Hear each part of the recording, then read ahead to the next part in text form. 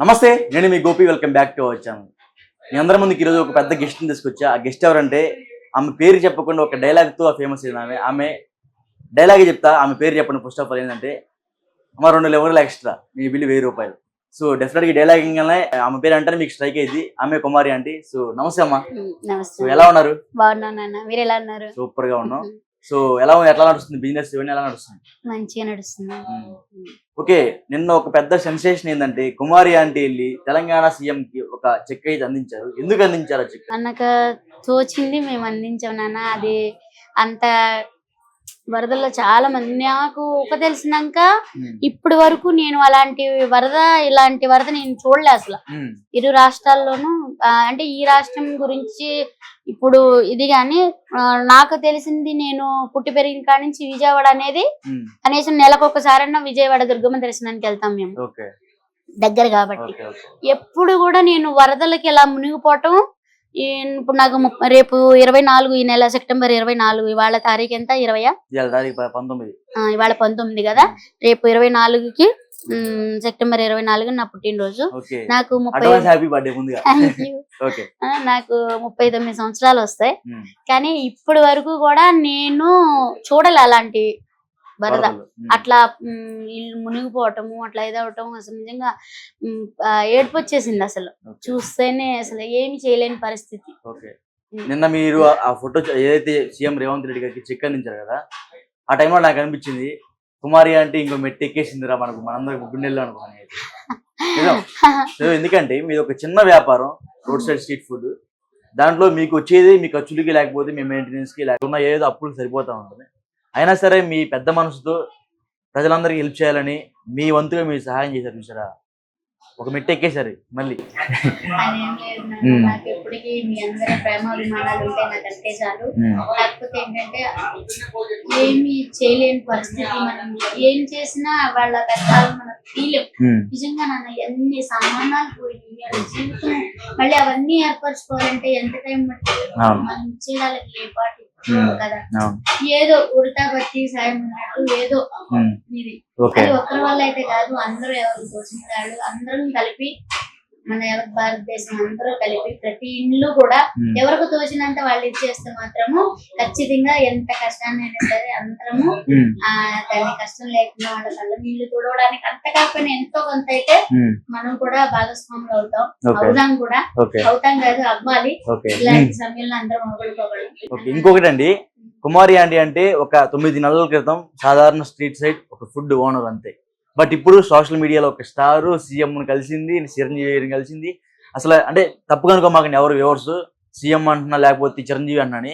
ఎందుకంటే ఒక సాధారణ ఫ్యాన్ గా చెప్తున్నా, చిరంజీవిని అనుకుంటున్నాం మేము. సో దాంతో భాగంగానే కుమారి గారి ముందు చిరంజీవి గారు అంటున్నా, సో ఇప్పుడు చిరంజీవి గారు అంటున్నా. సో వాళ్ళందరూ పెద్ద వాళ్ళని కలిసారు కదా, అప్పుడు మీ ఫీలింగ్, చుట్టుపక్కల ఇళ్లలో మీ ఫీలింగ్ ఏంటి అంటారు కదా, ఏమంటారు? కాకపోతే అంటే విజయ్ దేవరకొండ గారితో మాట్లాడాను. చిరంజీవి గారితో మాట్లాడలేదు నేను. అంటే నెక్స్ట్ అవార్డు నేనే తీసుకునేది. సో తీసుకోలేకపోయాను ఆయన చేతుల మీద. కానీ చాలా డిసప్పాయింట్ అయ్యాను. కనీసం ఆయన దగ్గర నుంచైనా చూసాను. కాకపోతే ఒక్క మాట ఆయనతో దగ్గర నుంచి అయితే చూసాను నేను. సో మాట్లాడలేకపోయాను. సో ఆయన కూడా నా చేతి వంట నా చేతులతో చేసి ఆయనకి. చిరంజీవి గారు అంటే మీకు ఇష్టమా? మామూలు ఇష్టం కాదు అసలు. నేను నాకు తెలిసినప్పటి నుంచి ఆయన సినిమాలు ఒక్కడు కూడా మిస్ అవ్వలేదు.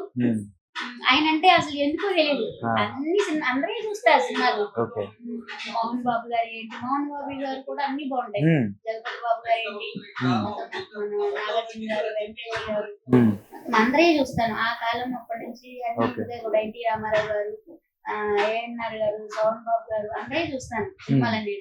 కాకపోతే ఎక్కువ నాకు బాగా ఇష్టమైన వ్యక్తి అంటే అసలు ఎక్కడైనా సరే మన రాష్ట్రం, మన ఆంధ్రప్రదేశ్ లో ఎక్కడైనా, ఆంధ్రప్రదేశ్ కాదు తెలుగు రాష్ట్రాలు లేకపోతే అదర్ కంట్రీస్ కూడా. అదే నేను మాట్లాడటం పర్లేదు చెప్పండి. మన మొత్తం ఎక్కడైతే మన తెలుగు ఇది ఉందో మన భారతదేశంలో ఆయన అంటే ఇష్టపడిన వాళ్ళు ఎవ్వరు ఉండరు నాకు తెలిసి.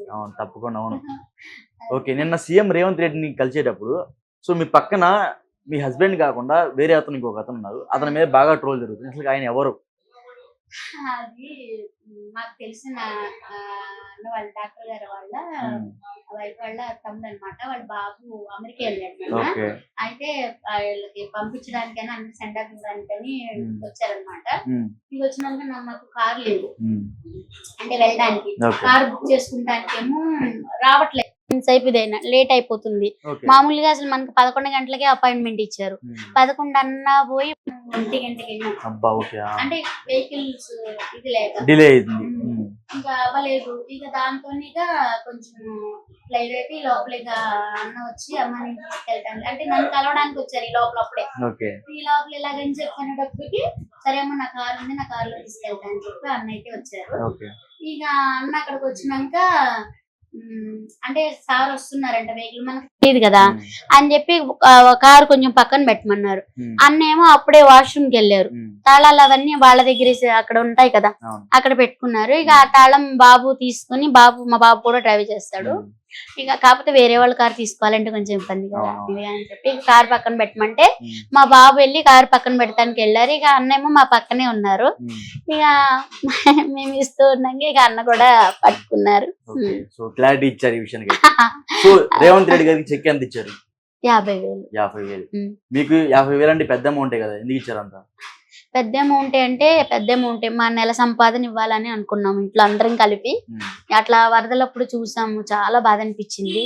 ఏం చేద్దాం అని చెప్పి అయితే ఇదైనాము. ఇట్లా ఇదైనాక ఇక అందరం కలిపి ఒక నెలది ఇద్దామమ్మా అని చెప్పి మా పిల్లలు ఇట్లా అని చెప్పి అన్నారు. మేము ఏం చేయాలి అంటే ఎప్పుడు ఎవరికైనా ఇబ్బందులు ఉండేవి, ఇంకా ఎప్పుడు ఉండేవి నాన్న అంటే మా పిల్లలు ఏమంటారా అని చెప్పి మేము ఇట్లా అన్నాము అనమాట. అంటే మరి నాన్న ఇబ్బందులు ఉన్నాయి కదా, వాళ్ళ మనసు ఎలా ఎదుగుతుంది అనేది కూడా మనం కూడా తెలుసుకోవాలి కదా అని చెప్పి ఇక మనకి ప్రాబ్లమ్స్ ఉన్నాయి కదా నాన్న ఎట్లాగని అని చెప్పంటే, అమ్మా ప్రాబ్లమ్స్ లేని రోజు అంటూ ఎప్పుడు ఉంటదమ్మా, ఎప్పుడు ప్రాబ్లమ్స్ ఉంటాయి. సో ఇద్దామమ్మా ఒక నెల చేయలేదని అన్నప్పుడు మా కళ్ళల్లో ఆనందం మామూలుగా లేదు.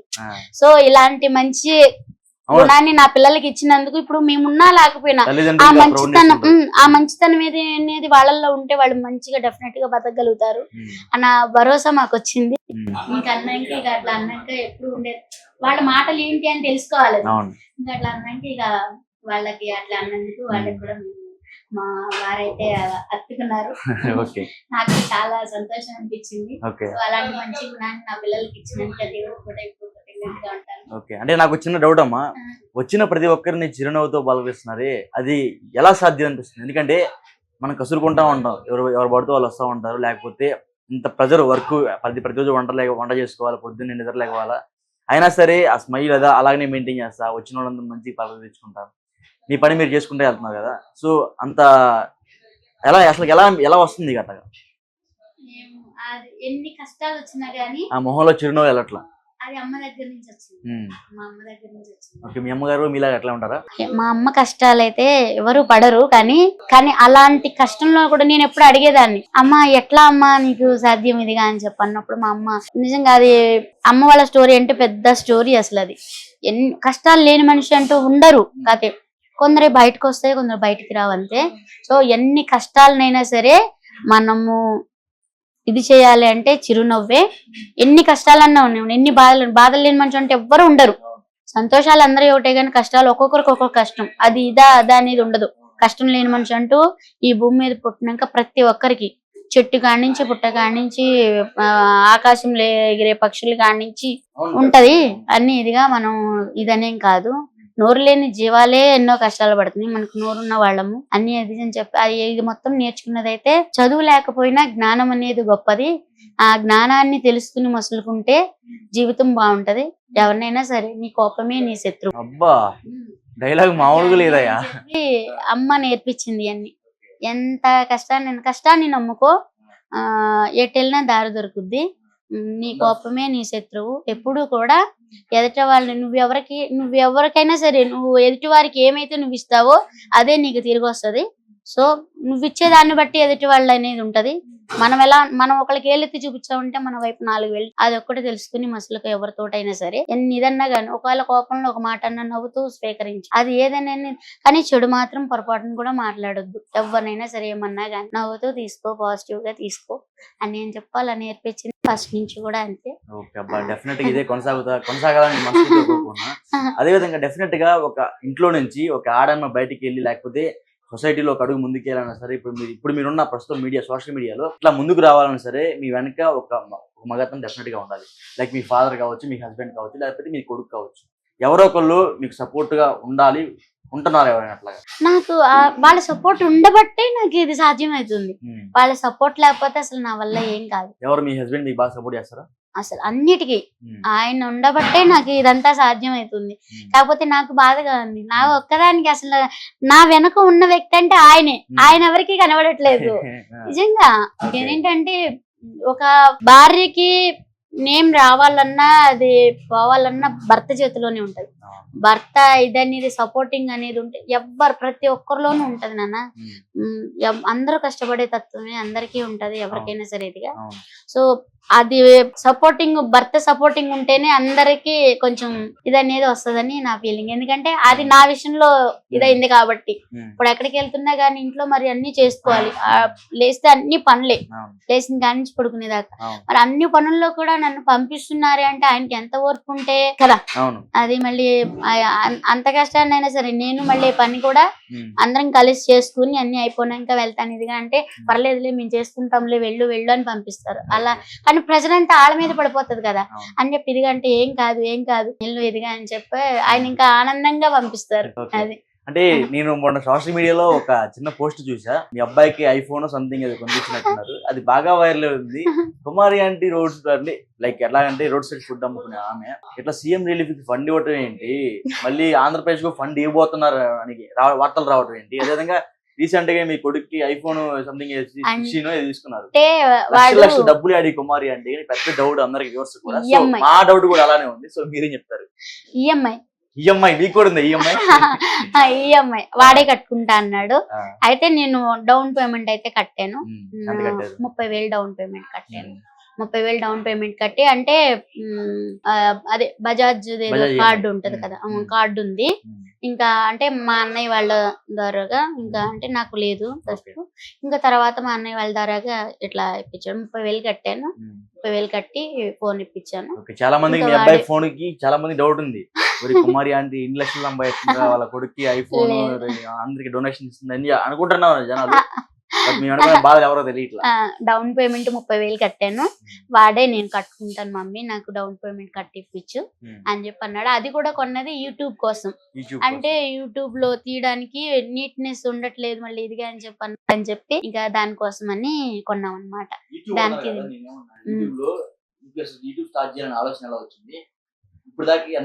ఇంకా అమౌంట్ ఏమీ రాలే, పిన్ అది ఏం రాలేదు. 6,000 వచ్చినాయి. 6,000 రూపాయలు వచ్చినాయి. ఎలా వచ్చిందంటే ఎప్పటి నుంచో అంటున్నారు పిల్లలు. ఏది మన దాని పేరేం పేరు, అదే మొన్న రాలేదా కరోనా అప్పుడు అందరూ ఇది పెట్టారు కదా. అప్పుడు కరోనా అప్పుడు ఫోన్ లోనే కదా అందరూ. అప్పుడు అన్నప్పుడు మనం కూడా చేద్దాం అని అప్పటి నుంచి అడుగుతున్నారు. ఇంకా ఇది చేయలేదు. ఇంకా అందరూ కూడా సలహా ఇచ్చారు. ఇట్లాగే వచ్చారు కదా ఇట్లా సోషల్ మీడియా వాళ్ళందరూ వచ్చినప్పుడు, ఆంటీ మీరు కూడా సొంతంగా ఒకటి యూట్యూబ్ ఛానల్ పెట్టుకోవచ్చు కదా, మళ్ళీ మీ పేరు మీదే పెట్టుకోండి బాగుంటది కుమారి ఆంటీ స్ట్రీట్ ఫుడ్ అని చెప్పారు.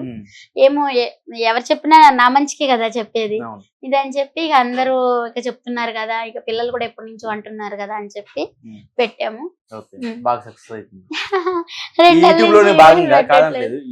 భాగంగా ఈ మధ్య మిమ్మల్ని బాగా ఎక్కువ చూస్తున్నా.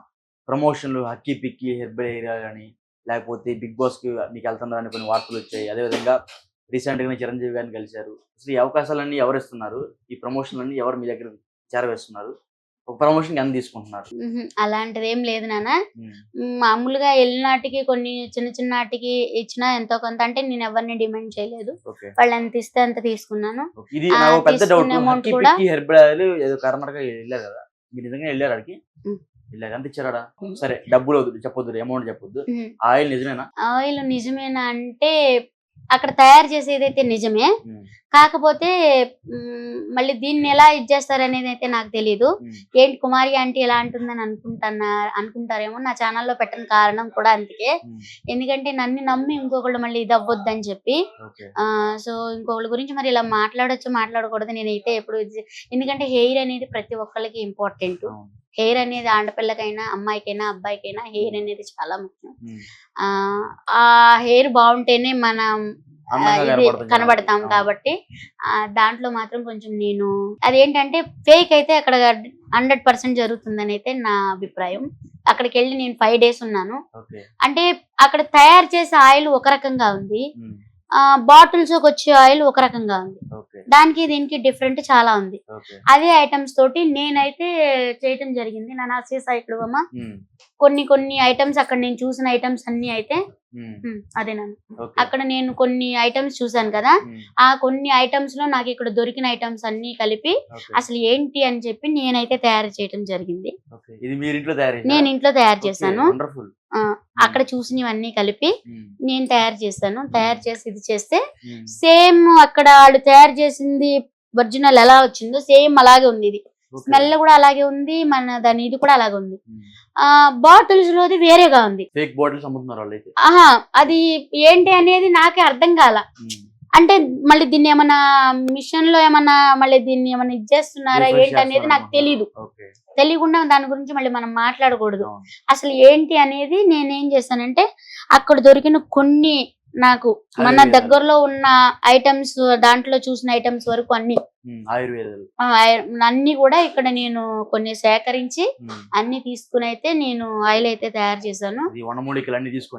అంటే ఇక్కడ దొరికేవి అన్ని వాటిల్లో చూసినవన్నీ కూడా మళ్ళీ అవి చెప్పొచ్చో చెప్పకూడదో తెలీదు. దాన్ని అయితే నేను తయారు చేశాను. తయారు చేసినాక నిజంగా అసలు హెయిర్ అయితే చాలా బాగుంది. చాలా అంటే చాలా బాగుంది. మా పాప ఇంత జుట్టు అయితే ఇచ్చేసింది. ఏది తిరుపతిలో ఇచ్చింది. ఇచ్చింది. ఇచ్చినాక కొంచెం జుట్టు ఇంత పొడవు ఉండేది, పాప కొద్దిగా తగ్గింది.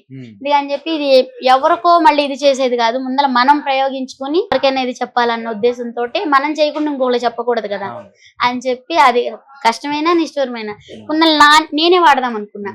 కానీ ఇది నైట్ పెట్టుకుని పొద్దున్నే తలస్నానం చేయాలి, అక్కడ ఆయిల్ అయినా అంతే. మరి దాన్ని చూసే కదా నేను దించేసాను అని చెప్పి. మరి ఇప్పుడు నాకు ఆపరేషన్ అయింది కదా, చెవి ఆపరేషన్.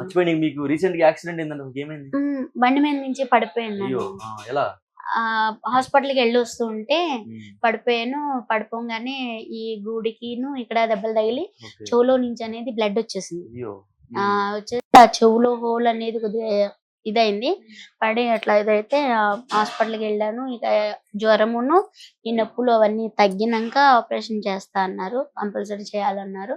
అన్నాక మన అన్ని చోట్ల తిరిగాను. ఇంకా దూరం విజయవాడ అన్ని వెళ్ళాను. వెళ్ళినాక ఇక తర్వాత ఇక్కడ మన బాబు వాళ్ళు కొంతమంది చెప్పారు. గౌడ రమేష్ గారు 17 సంవత్సరాలు అనుభవం ఉంది, మంచి పర్సన్, ఎక్స్పీరియన్స్. లేదు, ఆయన విన్నాక చాలా బాగా చేశారు. ఆపరేషన్ చేసి మంచిగా నాకు ట్రీట్మెంట్ అయితే చేశారు. కొంచెం అప్పుడే తడపొద్దు, చెవి తడపొద్దు అని నేను చెప్పాను అన్నారని చెప్పి నేనైతే ఇంకా దీన్ని యూజ్ చేయలేదు. మా పాపకైతే యూజ్ చేశాను. ఇప్పుడు నెల రోజుల నుంచి మా పాప వాడుతుంది. చిన్న హెయిర్ అంటే పొయ్యిల దగ్గర ఉంటాం కదా, మా పాప కూడా ఉంటది. ఈ హెయిర్ అనేది కొద్దిగా కట్ అవుతూ ఉంటది, మాకు కూడా అంతే అన్ని. ఇట్లా ఇలాంటి హెయిర్ కూడా మా పాపకి పెరుగుతుంది. హెయిర్ కూడా బాగా పెరుగుతుంది. ఇదిగా అంటే టీవీలో చూపిస్తారు కదా, ఇట్లా గోడకి ఇది ఇట్లా పెట్టి జుట్టు ఇట్లా పెట్టి ఇది చేసినాం. సో నెల రోజుల్లోనే మా పాపకైతే అంగుళం దాకా పెరిగింది, పైన పెరిగింది. సో మా పాపకి అన్ని ఇది చేసినాం. బాగుంది, హెల్త్ బాగుంది. మళ్ళీ యథావిధిగా పనుల్లోకి వెళ్ళిపోతున్నారా? ఇంకా వంటల కాడికి అంటే పొయ్యిల దగ్గరికి అప్పుడే వెళ్ళొద్దు అన్నారు. వేడి మా పిల్లలు మా వారు అయితే ఉంటున్నారు. మొన్న ఒక రోజు అయితే ఉండబట్లే, కూర్చోలేకపోతున్నాను అసలు. కూర్చుని తినాలంటే చాలా బాధగా ఉంది. మరి 2 నెలల నుంచి కూర్చుని తింటున్నా, ఏ పని పాట లేకుండా కూర్చుని తింటామంటే మరి ప్రేమ ఉండొచ్చు కానీ మరి ఇంత ప్రేమ కూడా ఉండకూడదు. నన్ను కాళ్ళు కూడా కింద పెట్టనివ్వట్లేదు అందరూ. అసలు నన్ను కాళ్ళు కూడా కింద పెట్టనివ్వట్లేదు.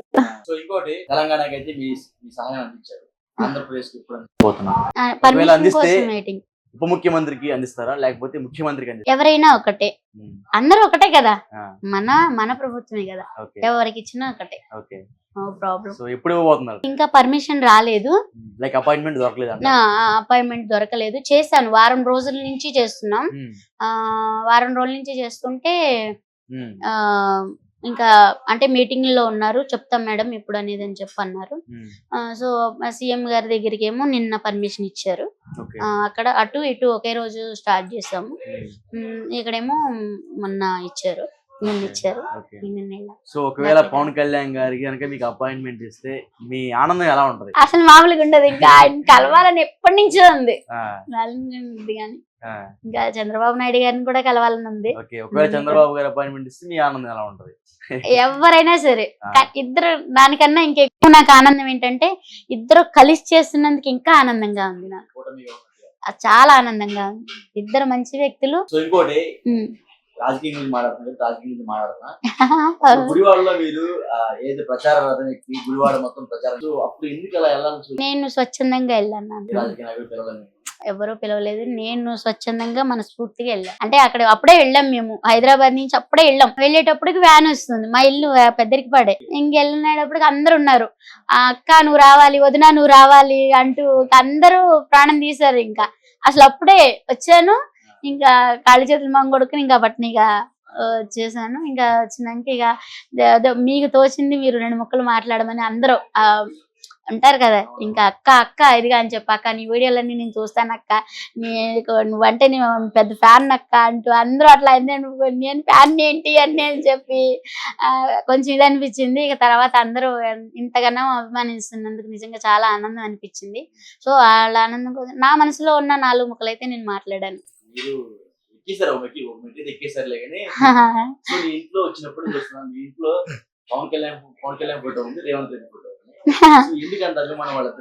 నాకు ఒకనొక జీవితం పోయే స్టేజ్ లో నాకు మళ్ళీ మాకు జీవితాన్ని ఇచ్చి మాకు అన్నం పెట్టిన ఆయన అంటే రేవంత్ రెడ్డి గారు. మరి ఆ రోజు హోటల్లో తీసేస్తున్నప్పుడు మరి అందరినీ దింపుకొని ఇచ్చారు, అప్పుడే అందరూ దింపుకుంటున్నారు, ఓన్లీ నా ఒక్క వెహికల్ ఆపేశారు. ఆపేసినప్పుడు ఏం చేయాలో నాకు అర్థం కాలేదు. ఒక్కళ్ళు కూడా నన్ను వచ్చి ఏంటి అని ఇది చేసిన వాళ్ళు లేరు, ఆదార్చిన వాళ్ళు లేరు, అక్కడ ఉన్న షాపుల వాళ్ళు ఎవరు కూడా. బాధ అనిపించింది, కానీ నా కస్టమర్ నాకు అండగా నిలబడ్డారు. అవును, మీ సోషల్ మీడియా అండగా నిలబడింది. సో అందరికీ కూడా, నా కస్టమర్స్ కి మీ సోషల్ మీడియాకి ఎప్పుడు నేను రుణపడి ఉంటాను. సో ఇది రేవంత్ రెడ్డి గారి దగ్గర దాకా వెళ్ళిందంటే కూడా సోషల్ మీడియా. సో అందుకే సోషల్ మీడియా అంటే నేను ఎప్పుడు మీకు ఎలాంటి ఇదిలో ఉన్నా, నేను అందుకే మీరు వచ్చిన అంత ఇదిగా అన్నాగా నేను కాదనలేకపోయాను నేను. అది ఏంటంటే ప్రతి ఒక్కరికి కూడా నిజంగా మీరు ఎలాంటి కష్టం వచ్చినా, ఎక్కడ ఎలాంటి ఇది వచ్చినా గానీ క్షణాల్లో అందరికి అందజేయగలుగుతున్నారంటే, మేము ఏదొచ్చినా గానీ చూడగలుగుతున్నాము అంటే కూడా అది మీ సోషల్ మీడియానే. So thank you social media. So Revanth Reddy గారి స్టోరీ, పవన్ కళ్యాణ్ గారి స్టోరీ చెప్పండి. సో ఆయన ఫోటో మీ ఇంట్లో ఎందుకు ఉంది? గుడివాడ వెళ్ళినప్పుడు ఇచ్చారనమాట. ఏది లేదు, ఇచ్చారు, నేను కొనుక్కున్నా, మాకు ఉంది. ఇంకోటి ఉంది అంటే ఆయన అంటే ఎందుకో తెలీదు మా ఇంట్లో అందరికీ కూడా. అది మా అబ్బాయి అయితే అసలు ఎంత ప్రాణం అంటే ప్రాణం తీసేసుకుంటాడు, అంత ఇష్టం అది. అసలు ఎవరు ఏమన్నా, నేను ఒక్కోసారి ఊరిని సరదాగా కూడా ఎందుకు నాన్న ఎదిగా అంటే, ఏంటి నాన్న అన్ని ఎదిగా నేను చెప్పంటే, అమ్మ నువ్వు అలా మాట్లాడకూడదమ్మా అన్ని అని చెప్పని, అంటే ఎక్కడ మీటింగ్ జరిగినా కానీ వెళ్ళాలని వాడికైతే మంచిగా ఉంటది అనేది. కానీ మనం తెల్లారులేస్తే వర్క్ ఉంటది కదా, వెళ్ళని పరిస్థితి. కాకపోతే ఇక ఇంటిలో మాత్రం ఎక్కడున్నా కానీ ఆయన్ని మాత్రము ఎక్కడ ఆయన ఏ సభ పెట్టినా ఏది ఉన్నా గానీ ఆయనది చూడకుండా మాత్రం మన ఇంట్లో ఒక్కటి కూడా ఉండదు. సో ఒక్కసారి మీ ఫ్లాష్ బ్యాక్ హైదరాబాద్ కి ఎన్ని సంవత్సరాల క్రితం వచ్చారు? వచ్చినప్పుడు ఎలా ఉన్నారు, ఇప్పుడు ఎలా ఉన్నారు? 2009లో వచ్చాము మేము. 2009లో వచ్చాము, 2011లో హోటల్ పెట్టాం. వచ్చిన కొత్తలో అంటే ఇక మా ఆయనేమో మన ఇది ఉంటది కదా, చెత్తది సామాన్, అదే చెత్త అమ్ముతారు, అది వ్యాన్ ఉంటది కదా లారీ, అది తోలేవారు ఫస్ట్. అది అంటే చిన్న అంటే డ్రైవర్ అయినా ఇదని అదని కాదు, అన్ని తోలుతారు, అన్ని డ్రైవర్ అన్నమాట. అసలు ఆటో కాదు, బస్ కాదు, లారీ కాదు, లారీ డ్రైవర్ అసలు. కానీ ఆయనకి రాందు అంటూ డ్రైవింగ్ లో ఏది లేదు, అన్ని తోలుతారు డ్రైవర్. అట్లాగూ అంటే ఫస్ట్ లారీకి వెళ్ళేవాళ్ళు, లారీ కంటే 2 నెలలు 3 నెలల దాకా రావడం అంటే కష్టమవుతుంది అని చెప్పి నేను కొంచెం ఇబ్బందులు పడ్డాము. అప్పుడు కూడా కొంచెం పస్తులు ఉన్న రోజులు ఉన్నాయి. కథ అవి చెప్పకూడదు, అందరికీ ఉంటాయి కష్టాలు. ఇంకా మా పక్కన ఆంటీ మా వాళ్ళకి చెప్పింది, ఇలా అమ్మాయి ఏం తినట్లేదు ఇదిగా అని చెప్తే మా నాన్నగారు వాళ్ళు వచ్చి తీసుకెళ్లారు నన్ను. ఇంకా తీసుకెళ్ళడానికి ఇంకా ఇట్లా కాదని చెప్పి అప్పుడు ఆటో కొనిచ్చారు. ఊర్లో అప్పుడు మాది ఒకటే ఉండేది ఇట్లా ఇదిగా అని చెప్పి, అంటే పల్లెటూరు. నేను పొలం పనులకి వెళ్ళేదాన్ని, అన్ని ఉడుపులు కోతలు బెండకాయలు అన్ని పొలం పనులకి వెళ్ళేదాన్ని, మిషన్ కుట్టుకుంటూ కూలికి వెళ్ళేదాన్ని. అట్లా వెళ్తూ ఉండగా ఇంకా అమ్మ వాళ్ళు కూడా ఇక్కడ హైదరాబాద్ వచ్చేసారు, అందరూ వచ్చేసారు. ఇక మాకు ఏది చేద్దామన్నా పిల్లల్ని చూసుకోవాలి కదా, మెయిన్ పిల్లల్ని చూసుకునేటోళ్ళు లేరు. తర్వాత ఇంకేదిగా అని చెప్పి అప్పుడు కిరాయిలకి ఏమి ఉండేది, ఎక్కడైనా కిరాయే కదా, అదేదో ఆంధ్ర వెళ్ళిపోయి అక్కడే ఇది చేసుకుందాము అని చెప్పి ఇక్కడికి వచ్చాము. తర్వాత మళ్ళీ వచ్చినాక మళ్ళీ మా మావయ్య గారు వాళ్ళు అంటే స్థలం ఉంది అక్కడ, మా మావయ్య గారు మా కొడుకులు ఇద్దరికి ఇచ్చారు. అంటే 2 సెంట్లన్నరలో ఇద్దరికి ఇచ్చారు, 1 సెంటు బావు ఇచ్చారు. ఆ సెంటు బావులో రేకులు పెట్టుకున్నాం 2011. అప్పటి నుంచి అక్కడే. అప్పుడు ఐటీసీ కోనూరు లేదు, అప్పటికి ఐటీసీ కోనూరు లేదు లేదు, అదంతా మట్టి రోడ్డు, సింగిల్ రోడ్డు ఇదిగా ఉండేది. అంటే తార్ రోడ్ లాంటిది కానీ చిన్నగా ఉండేది, అటు ఇటు ఇదిగా. అప్పుడు అన్ని ఇదిగా ఉండి నాన్న గలీజ్ ఉండేది అప్పుడు, అంతే ఇదిగా. ఆ హోటల్ పెట్టిన దగ్గర కూడా బాత్రూమ్ కూడా వెళ్ళిపోయేవాళ్ళు. అన్ని అట్లా వెళ్ళిపోతే కూడా మేము అది మొత్తం వెళ్ళినాక క్లీన్ చేసుకుని మరి అన్ని ఇది చేసుకొని మళ్ళీ మట్టి తెచ్చుకుని మోసుకొని రోజు బకెట్లతో మోసుకొని పోసుకునేవాళ్ళం అప్పుడు. ఇంకోటమ్మా, నేను పర్సనల్ గా అడుగుతున్నా, జీవితంలో మనం ఎదిగామని మనకి ఎలా తెలుస్తుంది? అది మా అమ్మ దీన్ని కూడా ఇప్పుడు ఎట్లా చెప్పిందంటే, ఇప్పుడు మన చేతికున్న 5 వేళ్ళు ఒకేలా ఉండవు కదా. ఇది ఏంటంటే మన స్టార్టింగ్ ఇది ఎట్టి వెళ్తాము ఏంటి అనేది మన చేతుల్లో ఉంటది, మనం చేసే పనిలో ఉంటది. సో ఇది ఏంటి అంటే చూపుడు వేలు, నీ వంక ఇంకొకళ్ళు వేలెత్తి చూపించకుండా నువ్వు బతకాలి. ఏది చేసుకున్నా మంచి అని చెప్తే చెడు అనేది వేలెత్తి చూపించకుండా బతకాలి.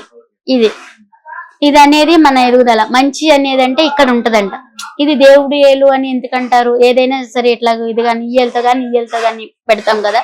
ఈ 2 ఏళ్లతోటే ఏదైనా సరే ఎందుకు ఇట్లా ఇది చేపిస్తారు, ఇది అంటే మంచి చెడు అనేది ఈ రెండిట్లోనే ఉంటది. సో దీనికి ఇది మంచి ఇది చెడు, ఇది ఈ మంచి అనేది సంపాదించుకున్నాకే ఈ చెడు అనే దానికి కిందకి రాకూడదు.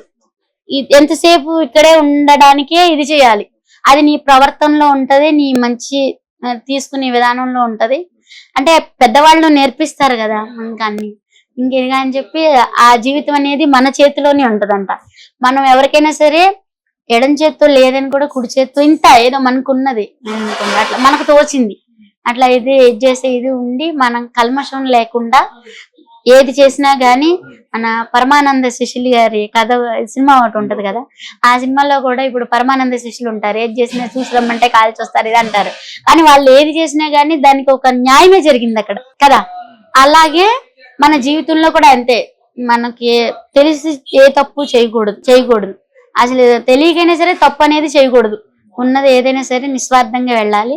అట్లా వెళ్తే పరమానంద శిష్యులదే ఒక ఇది కల్లా కప్పటం లేకుండా ఉన్నది ఉన్నట్టు ఇది మనసులో ఒకటి కడుపులో ఒకటి మాట్లాడకుండా చేయకుండా ఉంటే అది నీ ఎదుగుదల.